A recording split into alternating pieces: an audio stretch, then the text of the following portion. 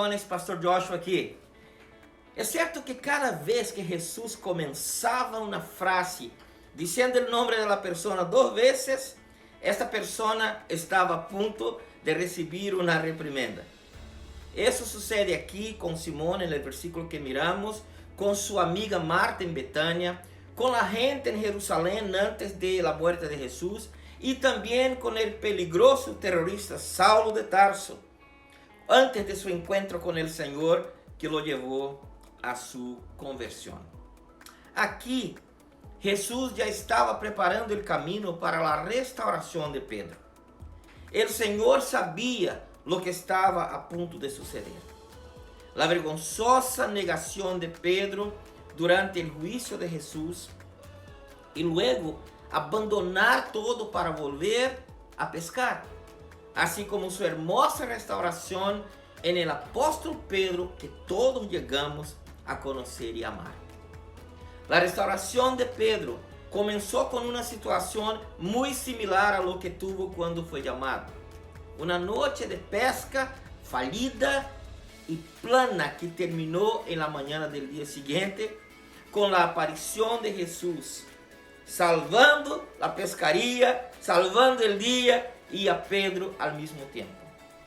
E também volviendo a poner a Pedro em serviço.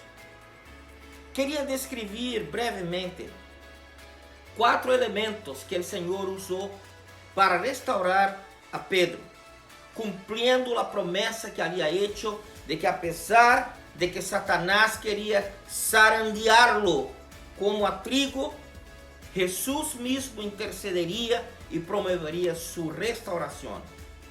En essa hermosa manhã sucederam 4 coisas em la orilla del mar de Galileia ou de Tiberíades.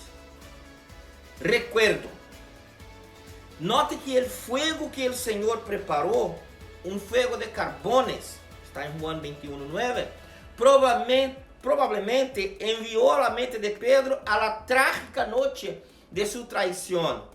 E isso foi um vívido recordatório para ele de que estava sentado cerca de um fuego, que o curso de sua negação começou.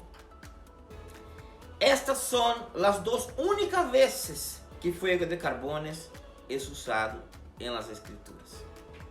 Jesus sabia que aunque o processo de restauração não exige morar ou habitar em lugar del dolor, seria importante que Pedro recordara exatamente as circunstâncias que lo pusieron em uma situação tão difícil.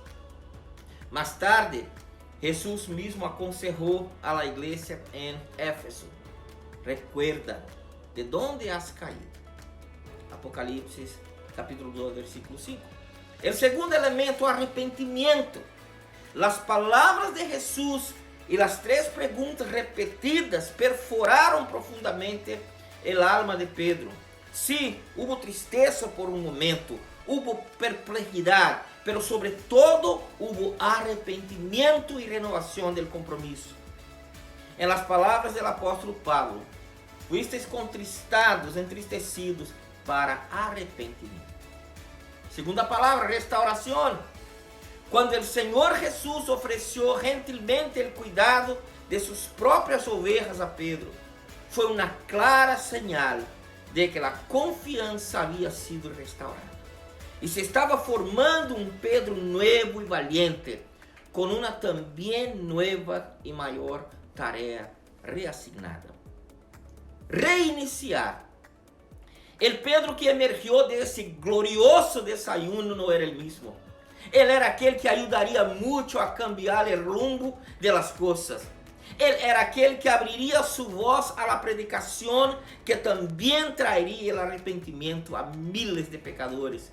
Ele era aquele que se usaria para inaugurar o anúncio do evangelho a los gentiles, através de Cornélio.